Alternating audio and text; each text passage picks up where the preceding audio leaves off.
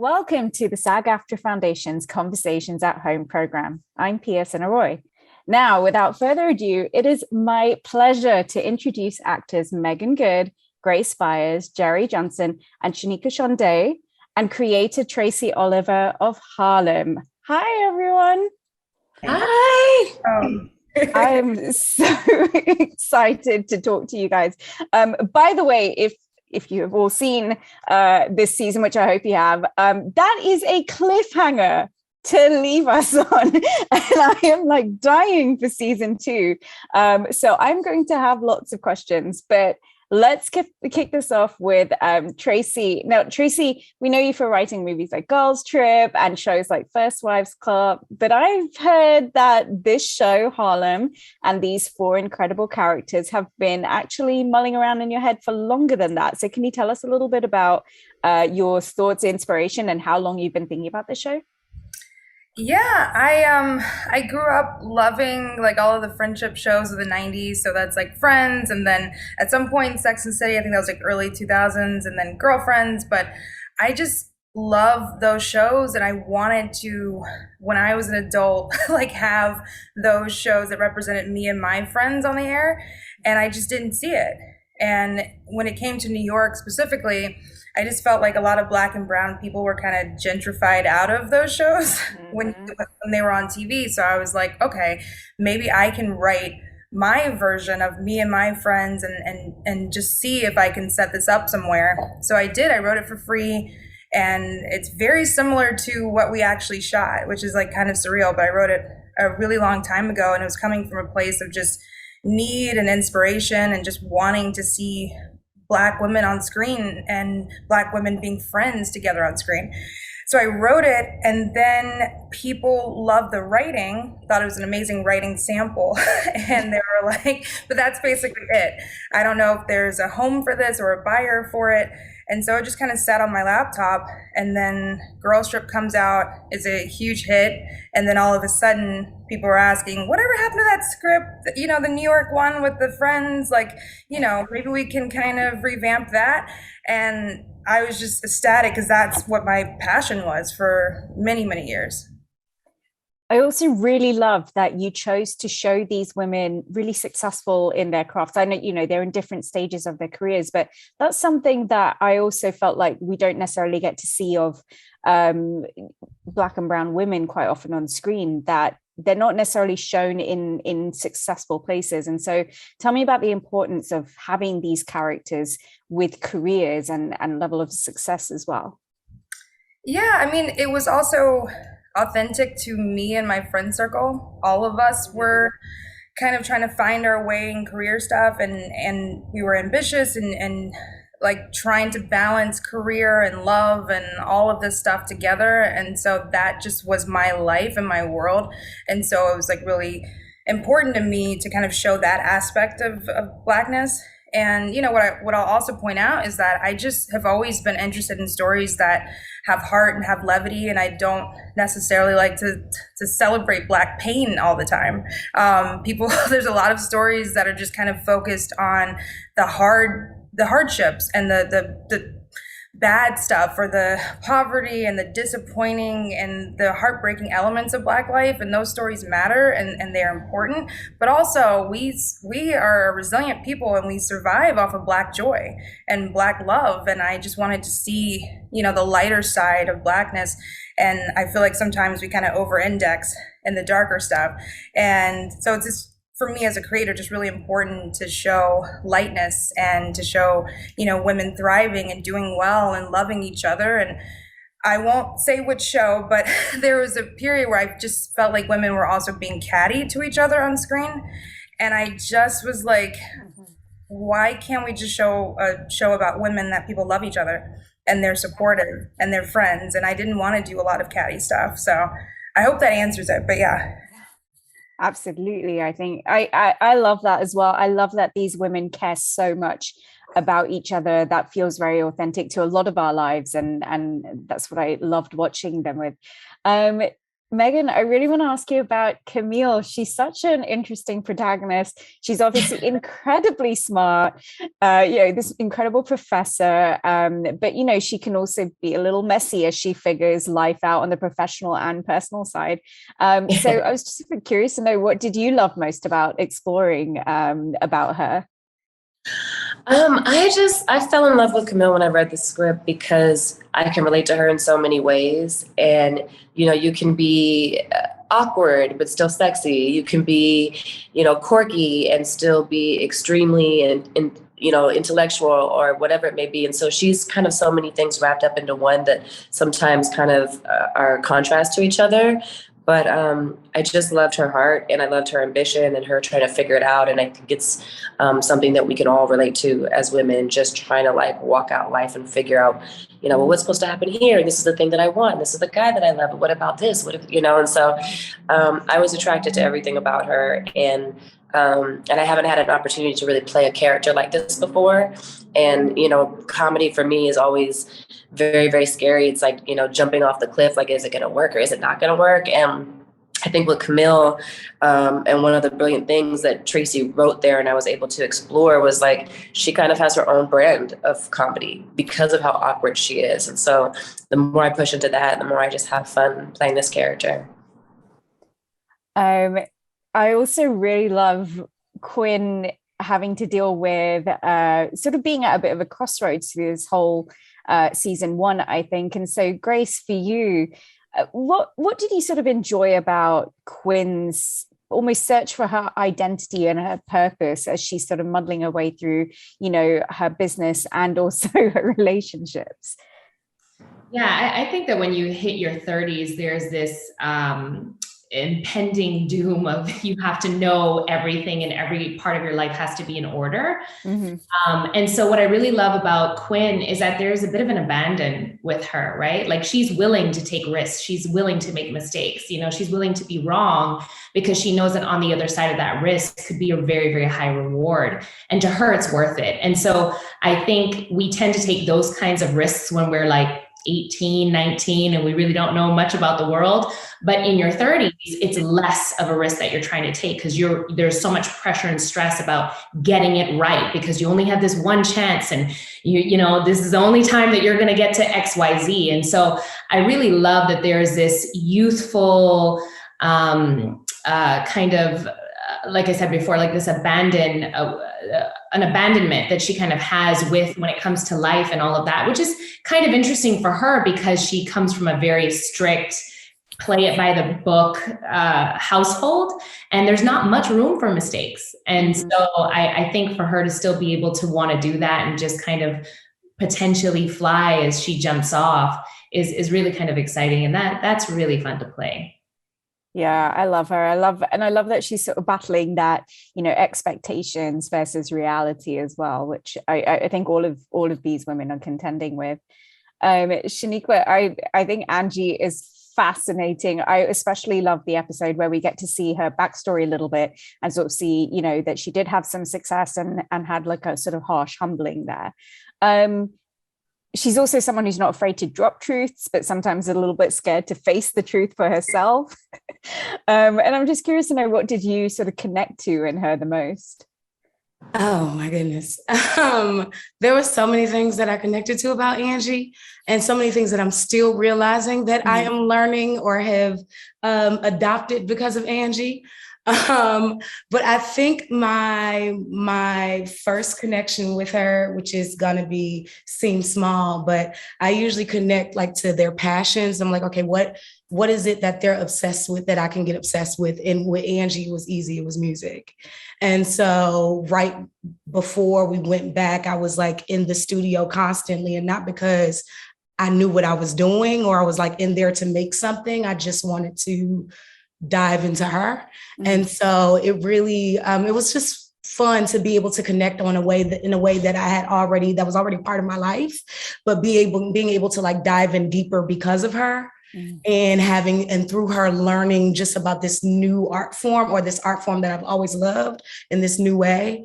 So yeah, Angie, I learned about myself and a lot about Angie through songwriting, because you have no choice but to pull and trying to think of things that she would write kind of caused me to further connect with her. So yeah, I would say my biggest connection with her was music, at least in the beginning.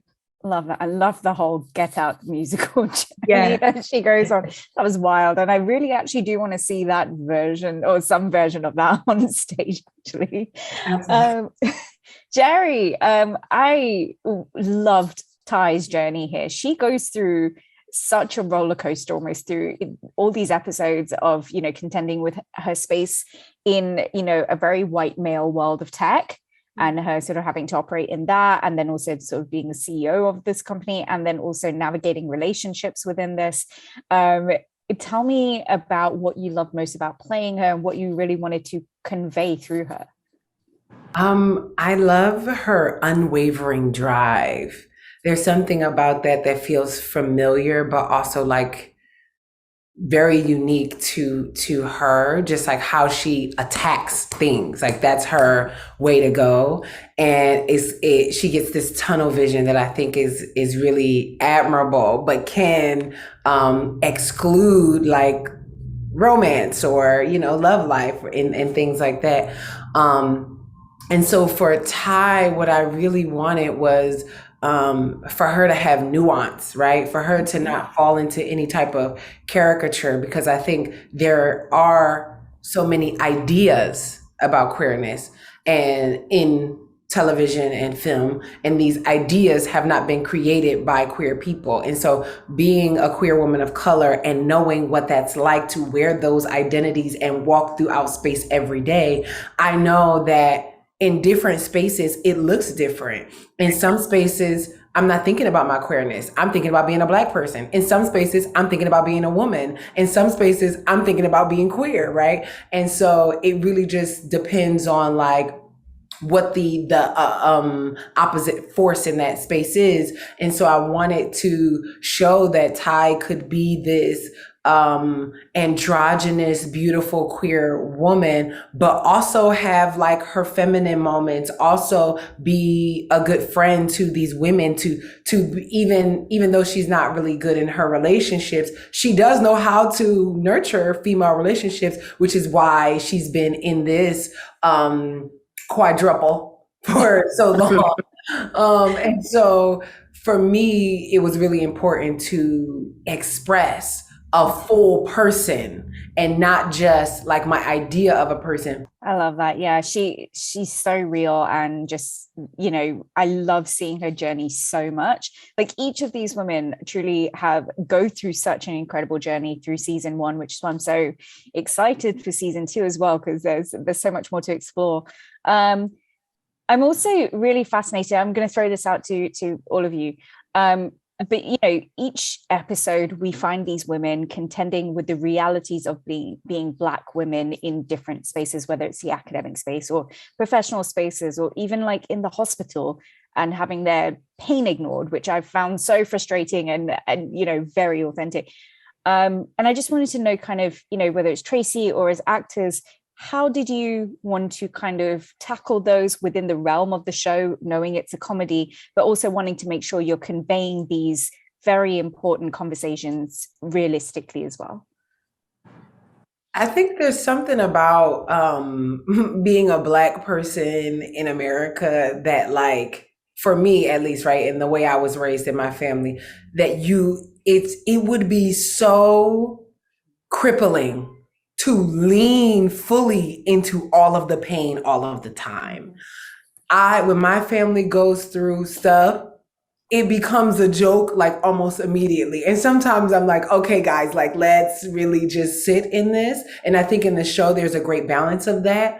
But sometimes it's like, there's this system that we're put up against. And so it's more like, yeah, that's the system. Here we are again in this system, rather than, oh my God, why is the system like that? And so I think that sometimes these conversations, the hard conversations, can be ignored, right, just for the funny bits. But I think there's a level of truth that Tracy and the other writers, that they were trying to convey, that I think really came across in like No, this happens every day. I get a call all the time. I'm talking people through stuff all the time where it's like, and still we can go out for drinks, you know, and still we're gonna go to this party, and still.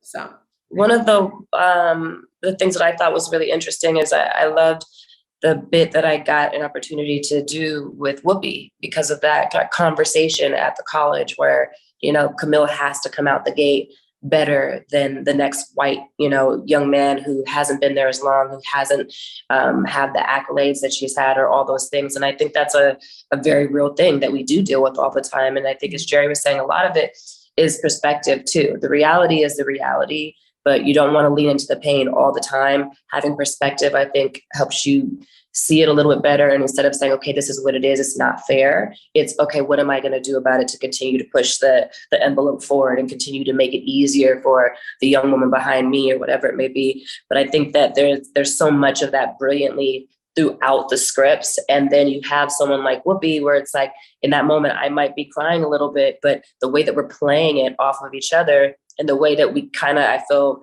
have approached the whole show, is that there are those moments of levity and complete honesty, but we also find the humor in it, and that humor exists because it is funny. It's wrong, but it's funny. You know what I mean? And so I think that allows people to take it in a little bit more and see themselves and bring a little bit of joy and determination and excitement to do their part to change what they can.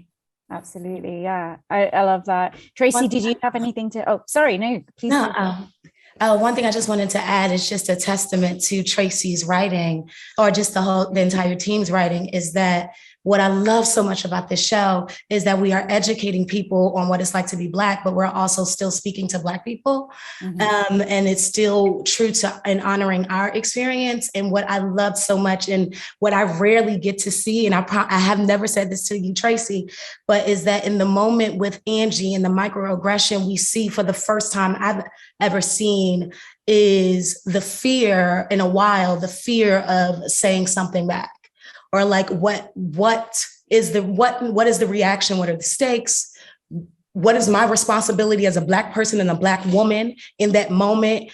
And we deal with those encounters sometimes as people, and sometimes I felt like in moments where I've dropped the ball for my people because I didn't go up and say, and what I'm not gonna cry, but what Tracy so wonderfully did is she gave us permission to just be human.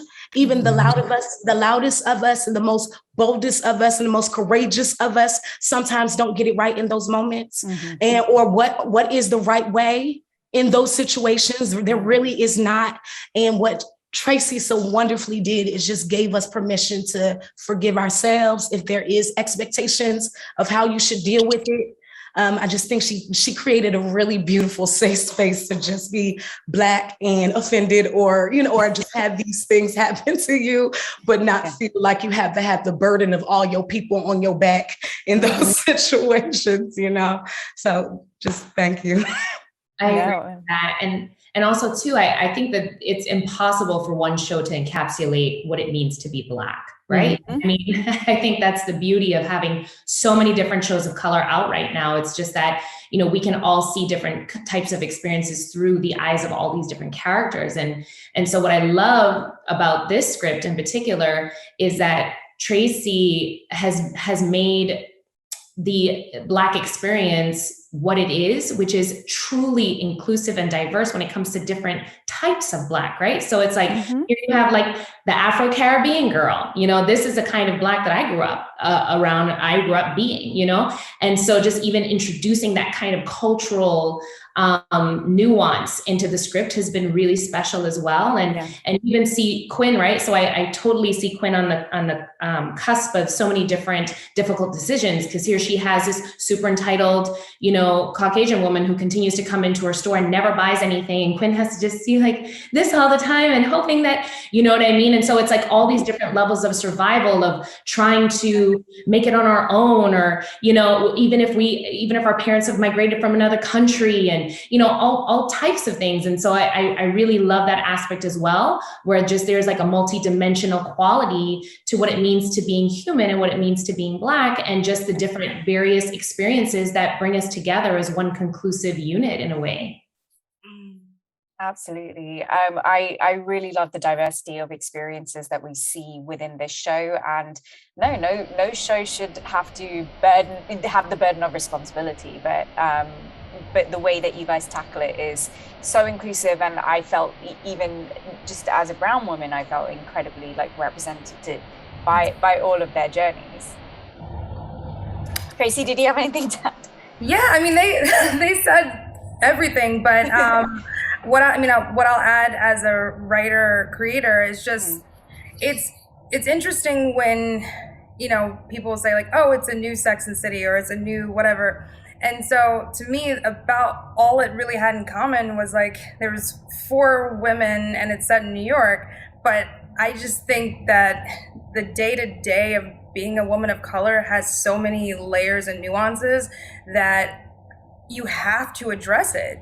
Like there was a part of me that was like, do I just totally try to make the Sex and the City, meaning we don't ever talk about race, we, you know, can kind of live in this bubble and just have fun. And I think there's value to that. And sometimes I'm very candidly jealous of white writers because they don't have the burden of like all of the like cultural nuances to worry about. Mm-hmm. But for this, it didn't feel authentic to me to ignore Blackness. If we're talking about career, if we're talking about love, if we're talking about everything, it is racial, it is political in some way. So at all times, the juggling that you have to do as a writer of this type of show is like, you want to be authentic as much as possible to the experiences of the characters that you created. You know, you don't want to ignore race, but you don't want to be overburdened by it where it feels didactic and it feels like we can't escape it. And then you also don't want to just do comedy so that it doesn't have any heart or we're not allowing space for tears and pain. And then you don't want to overindulge in pain either because it's a comedy. And so I just felt like, I was like, this is the trickiest balance like ever, because you're constantly thinking, okay, am I doing this too much? Is this too much? And I hope it was the right blend, but yeah, I mean, there's certain episodes where it does get dramatic. We pull back on the comedy, and there's spaces where we talk about race, and there's spaces that like we don't. And I just think that's just the beauty, but also the challenge, honestly, of a show like this is trying to find the right balance. Honestly, I feel like it feels so authentic, and as much as it's heightened in certain ways, it's really wonderful to see those things addressed and shown. I think it's really powerful to show things on screen and to show these characters go through a very realistic sort of day in the life. The other thing I wanted to ask about was also kind of the fifth, lead character of this whole show, which is Harlem itself. The setting is so important. It's the name of the show. So what did it mean for all of you to have this show set in Harlem, and how important was it to the backdrop of these 4 women and their lives? Opening up to anyone. There's no place in the world like Harlem. Exactly. And I'll let everybody else elaborate, but of all the places that I've been, just I don't know how to explain it, but Harlem has a different texture, culture, feel. It's just, and I think that's part of what makes the show really, really special, is because it's so specific and so intentional that you could do it in another part of New York and you're not going to get the same feeling and the same vibe because it's Harlem. I moved, when we first started filming, I lived in the Upper West Side, and now I live in Harlem. I've lived there for over a year now. And in the Upper West Side, there was the ability to there were days and moments where nothing's happening. In Harlem, there's constant music. There's a constant audio backdrop. Walking down 125th Street, there's never a time where nothing is going on. I remember riding my bike through Harlem during the pandemic, and the Upper West Side was quiet the whole time. And I had, we were like, shelter in place, you got to stay inside. And I was like, no, I need to buy a bike. I need to start riding bikes. And I rode through Harlem, and it was like I was riding through Atlanta or whatever place was open during the pandemic. Like, it was just, people still were catching the bus. Work still had to happen. The stands were still out. Stones need to be sold. You still need to buy soap and incense. Like, these things are still happening. It's like, we can't stop our lives. We have to continue to do this. We have to continue this heartbeat. And I think out of all the places in Manhattan, Harlem has like it feels the most historical, and it also has like the strongest personality. And so it's perfect for all these strong personality women who have an equally as strong backdrop to kind of like encapsulate where we are and what we're going through. And I think it's just amazing, the things that I experience now that I didn't even have context for when I first read the script. And now that I live in Harlem, I'm like, okay. Yeah. All right. Yep. Mm-hmm. Yeah. I always feel like if New York is a body, Harlem is the pulse. That's what I really feel about it. And so when Jerrie, when you said that, you know, when you walk through, there's always music, I think there's always a vibration in Harlem. And I feel like the foundation of Harlem is just laid with the spirits that have come before us. Mm-hmm. I mean, we all know about the Harlem Renaissance and all of that, but I just feel like the historical significance of Harlem, because for Black artists, and for Black women, right? And the things that we've been able to do, you know, and walk through with Harlem. Harlem was the place where we all had an opportunity to try and thrive and show that we were different and we were unique and we had something special to offer. And so, you know, when we really comb through the pages of history and we really see the amount of artists, Black women who have come through Harlem and have made their way to the world globally, but Harlem was the train. You know, it just feels really special to be able to walk the same streets and to still go to some of the same places and to be like, wow, like, I can't believe that I am now a part of history in this way, even if no one ever knows my name in that way, or no one were to ever like see me in that way. It just feels so wonderful to be able to connect with a lot of our ancestors really that have paved the way for us. So I think that it's really special that we've centralized on Harlem in that way. Grace pretty much hit on every single thing that I was going to say. It's just the place where there was an artistic revolution for Black artists. And I feel like we're in that time right now. So it's so appropriate and so divine that we're in the midst of this Black revolution of artists with new EPs and even Rihanna doing this Fenty deal because makeup is artistry, and like just all of these amazing Black artists that are just coming up right now for us to be making a show in the heart of what was like the Black artist revolution. And I really think that these women are modern day artists. Like Angie's obviously a singer and Quinn's a designer, but Meagan does spoken word at the beginning of every episode and her voice is insane. And same thing, Jerrie, Ty is literally a digital artist. I mean, tech and coding is digital art. And so to be there in the midst of that, like what the land means and the spirit and the history of that place, and also celebrating these 4 Black women and just also what's going on right now in the world, it just feels divine.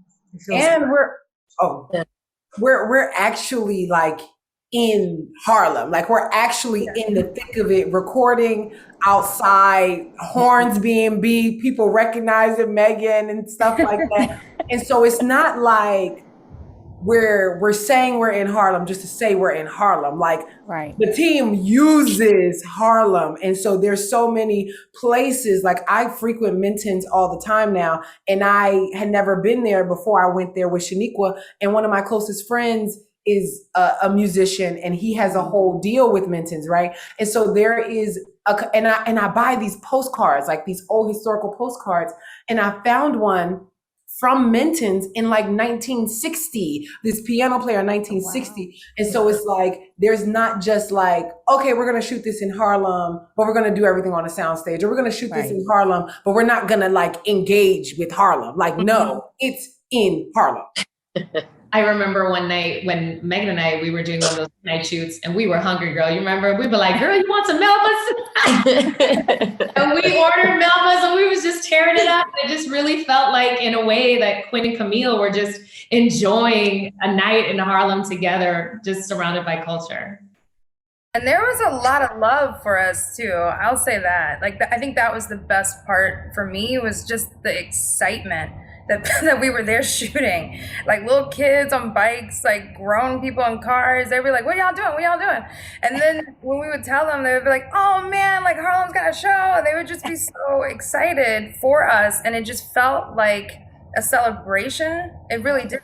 Like, when you shoot in LA, it's just so common, you know, so it's like, oh, move out of the way. Like, it's more of an annoyance. But I felt like with a lot of, because we, as a production, supported a lot of Black-owned businesses and restaurants and stuff. We did our part for sure. And also because the food's just incredible. But yeah, they just showed us a lot of love. They embraced us. There was a lot of excitement for it. And there was just a vibrancy and like a energy and a positivity going on, that even though we were in COVID, you know, as Jerrie was saying, it was just like they were keeping us going. There was a very optimistic, positive energy despite a lot of hardship that was clearly affecting the city at the time. But I think that's part of the history of Harlem, is just that energy is what and is so inspiring to artists. Yeah. It's, you know, history of jazz music and the Renaissance and all, and, you know, so I totally get it, because I feel like that energy that started before us is still there, propelling art forward. It's an incredible city. It just feels so vibrant, and I really felt like all of it just all beautifully came alive on the show, which is something I also wanted to ask you about. That, like, the aesthetics of the show are stunning. Everything is so colorful. Everyone is beautiful. You know, everything is glossy and vibrant in a way that I love. It reminds me of those amazing 90s rom-coms that I love, but didn't really feature people that look like us. And so now to see that with these four women looking incredible, seeing this design work, and the fashion is exquisite. And I just wanted to know how important it was for you to weave those elements into these characters and their backdrops. And what I can say is that when I first even pitched the show to Amazon, I made this like 20-page lookbook, and it was just full of color. And I found, like, you know, real photos of people in Harlem and, you know, people in New York that just had the vibe and the look that I was going for. But I came in knowing, I was like, I want the fashion to be incredible, but also like street and hip in a way. Like, it's not just going to be couture. It's going to be like cool and like interesting in a way that you can't see on another show. So I was very specific about that. And then the production design, I was like, I want bold colors. Like, I just wanted the world to kind of look like a mural. Like, I just wanted to look artistic. And then they made it easy because they're beautiful, so that helps. You know, when your cast comes in and they look like works of art, and then you put them in amazing stuff, all of a sudden I was like at the monitor one day, and I'm just like, this is so beautiful. And it was actually Shoniqua and Jerrie at Menton's, just the way that, like, the light was like hitting and it was dark and everything, but then y'all's skin just looked so beautiful, and I just was like, this is incredible. But that's what I was going for. I wanted like it to kind of look delicious almost, like everyone should just look really sexy, but in a way that's just like fun and uplifting. And I heard so much like praise about the color of the show, like the color palette and just like the look of it, and all of that was something I came in with. But I have to also give it up to these women, because they made it easy. You know, it's hard to paint a picture like if you don't have the right cast, and they're beautiful, so they made it even better. But yeah, all those choices were deliberate.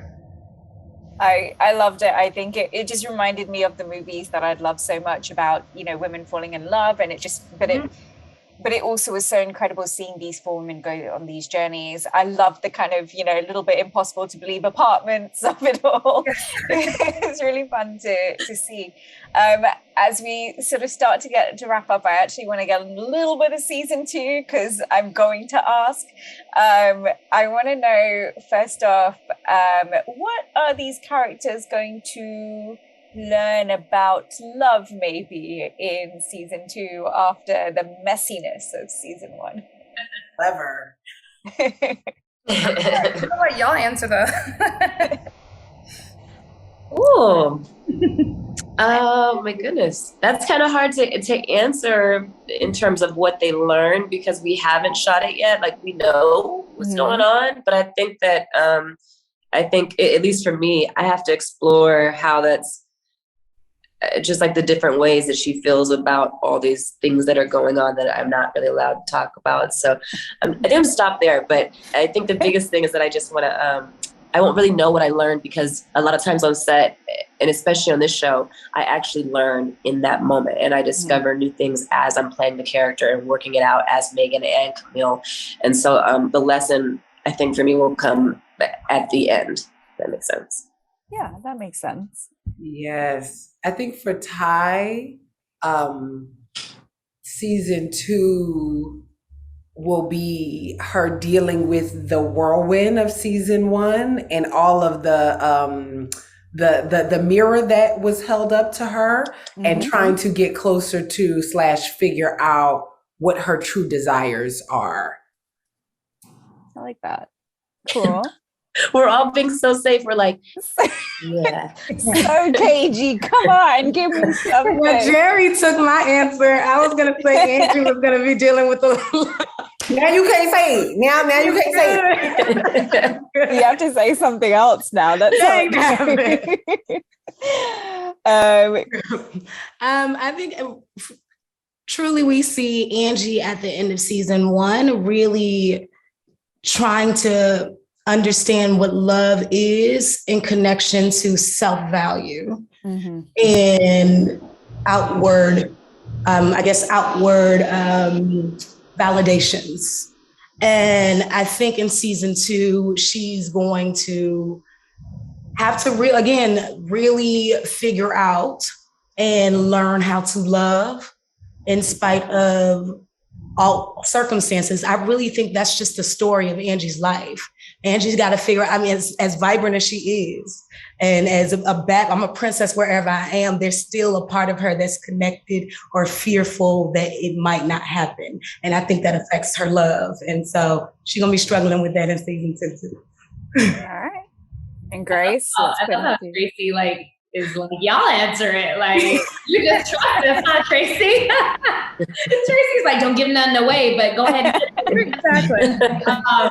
I honestly think it's safe to say, and correct me if you think I'm wrong, girls, but I think it's safe to say that all of our characters have an idea of what we think our love or our one true love or the idea of love is going to look like. And I'm not just talking about like a person, but I think there's like a circumstance and an idealism almost, our own idealism of what we think like this is going to, when we finally find that one, this is what it's going to look like. And I think for all of us, that is challenged. And so I think that we're all kind of navigating those challenges. There's surprises that pop up that throw us off of that path. And sometimes we go back to the, original, and sometimes we don't, as far as the ideas of love. But I think what's going to make this season really exciting is that you get to see us all navigate when that idea of love is challenged, and you see our humanness, our humanity as we're navigating those things. And we don't always get it right, which I love, and we're, sometimes it may be seen as like messy or flawed or what have you, but I just love seeing these girls like just get totally surprised, pick themselves back up again and try another avenue. And so I think that that's what this season has a lot to do with as far as like love, if that makes sense. Yeah, absolutely. I love that kind of, you touched on sort of everyone has their own idea of what love or relationship could look like, and then having those ideas kind of dashed to the ground half the time because, life is so fun that way. Tracy, I was going to say, I feel like you should have the last words on this one. But yeah, what was the one thing about maybe love relationships, overarching theme, that you really wanted to sort of explore with season 2? I think with season 2, it was important for us also to do a little bit of origin stories, because I think that even when you were talking about like present day and like what your current circumstances are, it always kind of goes back to your childhood or like how you grew up, how your early ideas of love were formed even. And so while we were kind of talking about where we wanted to go, we kind of had to go back to the beginning and like really talk about all of the characters and their backstories. So we meet families in the second season. We kind of learn like who in their like what and why, like from their upbringing led them to where they are today. And that's kind of how we all are. So we wanted to just kind of work backwards and then catch up to a point in present day and then move forward, you know, because they do have to like move on these revelations that are coming up. And, you know, the one thing that I will say is that my kind of pet peeve with shows sometimes is like if they go out on a cliffhanger just to like go out on it and then we ignore it the second season. And I'm like, no, I wanted to see what happened. We don't do that. So we're literally picking right back up with that story and we'll get to like play it out. We're not gonna like skip over the messy parts. It is messy and it's still, because you know when you're breaking up a wedding, it's not going to be an easy like clean situation, and that makes it hard for us to even rate. But we were like, we're not going to skip over the hard part. We're going to like dive right into it. So I will say the second season doesn't cheat the audience in that sense. We get I don't know if people will like the decision that is made, but we are dealing with it head on and the timeline is picking up right there. So I'm just excited, you know, to have everybody see where we're going. And I think we kind of deepen everybody's characters in season 2. I love it. And I'm so glad it picks up from that cliffhanger moment because I'm dying. I need to know what. You didn't want to do it 5 years later? just tell me. Listen, thank you so much, all of you. On behalf of the SAG-AFTRA Foundation, I just want to thank you for sharing your experiences and the process and the craft with your fellow performers. And I cannot wait for season 2. Thank you so much. Thank you for having us.